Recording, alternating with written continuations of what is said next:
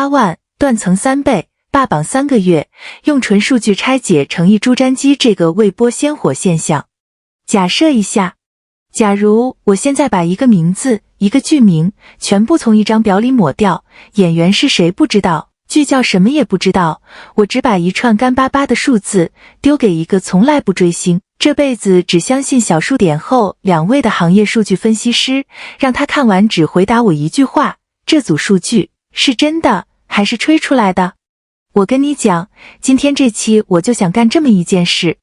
我太激动了，真的，这2天我一直在翻这组数据，越翻越坐不住。所以咱们今天不聊别的，不聊花边，就读数字。说白了，我要证明的是，就算你把所有的感情滤镜全摘掉，这组数据本身它也站得住。行，先把那串数字摆上桌。2026年6月3号，欢网大数据那张月度热门男性角色人气榜，一个待播剧的角色，朱瞻基126，8万人气值，准确说是1268005，断层第一。断层到什么程度？甩开第2名差不多3倍。这个角色背后的演员程毅，好，名字也曝光了。但我答应过你，今天只看数字。那么问题来了，这串数字到底是怎么一回事？我准备拆成几个角度，一个一个过。这部分我得说清楚，有些行业概念不讲明白，你听后面会一头雾水。第一个角度，先得搞懂一个词，叫断层。C 剧的榜单文化里，断层是个特别有意思的指标。它不是说你第1名，而是说你第1名甩开第2名，甩开到一个不正常的程度。正常的榜单是什么样？第1、第2、第3咬得很紧，你超我1点，我超你1点。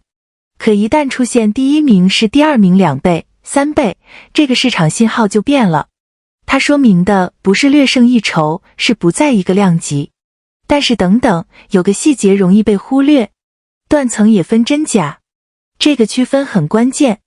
所谓技术性断层，就是靠运营、靠集中冲量、靠某些手段把数字做上去的，特点是来得快，去得也快，单平台亮，多平台暗，没有长尾。而真断层呢，它背后得有路人盘，得有作品基底，得能在线下落地。举个已经被时间验证过的例子，你就懂了。孙俪的甄嬛，胡歌的梅长苏，这种角色当年的数据为什么扛得住？因为不是数字漂亮，是这个人物真的钻进了观众心里，10年后大家还在2刷3刷。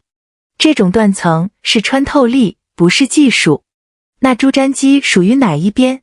我看到的几个信号，线下果们自发搞了5成联动打卡，复刻太子千里归京那条路线，路人路过还以为剧已经开播了，线上话题阅读量飙到10几亿，背后还压着一部张黎导演、马伯庸原著的剧。这3样东西，路人盘、线下落地、作品基底，它技术性刷量是刷不出来的。所以我的判断很明确，这是真断层。这个我可以下结论。说回正题，第2个角度，也是我个人最感兴趣的一个，不是看那个最高的数字，是看那条曲线长什么形状。你光看6月的126，8万，其实看不出门道，你得把时间拉长。4月，朱瞻基就已经以600万加的人气值登顶欢网月度榜了。5月，继续蝉联第1，而且注意这个细节，程毅在《英雄志》里演的卢云，同一个月也以23751的人气值进了 Top 5。等一下，我确认一下这个数，对，23751，卢云。也就是说，他一个人俩角色同时在待播仰望榜上。这个在2026年，据我看到的是独一份。然后到6月再冲到126，8万。你看这条线的形状，常规的流量逻辑是什么？是一个尖峰，猛地冲上去，然后滑一下掉下来，我们管这叫一暴即衰。可朱瞻基这条线不是尖峰，它是一条还没播就一路往上走的长尾上行线。说白了，剧还没开播，热度自己在爬坡。这个 pattern 跟流量泡沫那种一暴即衰完全是2种东西。这条曲线本身就是号召力稳定性的实证。好，下一个点。这个角度我得格外小心地说，因为它有两面。我先把反方的声音整理一下，不是我的观点啊，你一定听完整了再判断。德塔文有个数据，朱瞻基这个角色单人贡献度高达 59%。 什么意思呢？就是这部剧的热度差不多60%是这一个角色拉动起来的。网上有一种声音是这么说的，两京15日是个群像剧，一个人扛了 59%， 万一这个角色之外的部分接不住，是不是反而成了风险？行，反方说完了。现在我把话筒拿回来。你要这么想，单人贡献度高，它到底是 bug 还是 feature？ 我们拿群像剧来比，长安12时辰的张小静，风起陇西的陈宫，这些都是公认能扛的群像剧主角。一个演员在群像结构里能贡献到 59%， 这恰恰说明的不是结构有问题，是这个演员的个人号召力级别，他成了观众点进来的那个核心理由。这翻译成人话就是观众是冲着他来的。更何况所谓接不住的担心，前提是别的部分弱。可这部剧别的部分是什么？张黎导演，大明王朝1566那个张黎，马伯庸的高分原著，据报道编剧那条线也很硬，班底本身就是质量兜底。所以这个所谓的风险，在我看来证据链根本不成立。 59% 不是隐患，是号召力的硬证据。这个点我说重了一点哈，但我是真这么想的。那么顺着这个思路，第四个角度，我们把视野再拉大一点，聊聊爆款这个东西其实分三类。第一类，未播先火，没播就火了。第二类，边播边火，跟着播出热度一路涨。第三类，后劲爆款，播完了甚至下了，热度还在往上走，越品越香。现在我把诚意的作品谱系往这三类里一摆，你会发现一个很有意思的事。狂飙那会儿，他偏边播边火那一挂啊，不对，我得补一句背景，不然你听不懂。狂飙是2023年初那个全民级的剧，热度是跟着播出一周一周炸起来的，对，那是边播边火。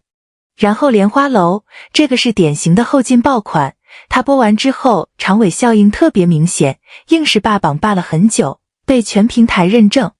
而现在这部两京15日代表的是第三种里最难的那种，未播先火。我得诚实的说一句，未播先火理论上风险是最高的。为什么？因为期望被吊得太高了，一旦正片接不住，反噬也最猛。行业里不是没有案例，《如懿传》当年就是未播先火，结果播出反响跟预期有落差。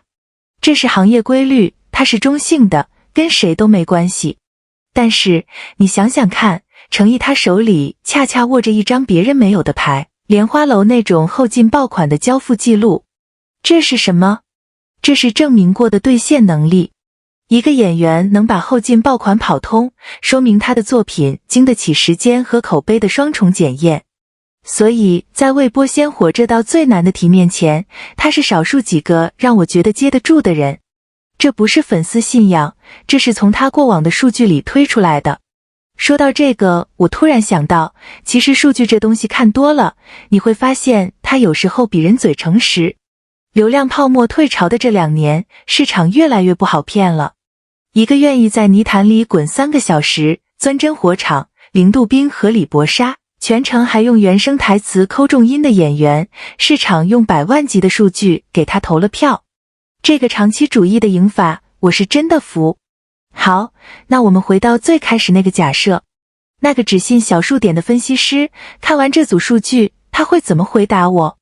我替他说，这组数据是真的，而且它指向的不是一次偶然的爆发，是一套已经跑通的模型。但是这里我得留个扣子，数据能证明的是播出前的故事。真正那道终极考题，要等到两京15日今年第4季度正式上线那天才揭晓。未播先火的126.8万，能不能在正片里兑现成边播边火，甚至再来一次后劲爆款？这道题数据答不了，只有作品能答。这个我留到下期，等剧定档出了正片数据，我们再开一期，专门盯着播出后那条曲线，看看他到底是接住了，还是更猛了。我个人是压后者的，不过那都是后话了。今天这期，咱们就先把播出前这一章，用数据给他彻底讲明白。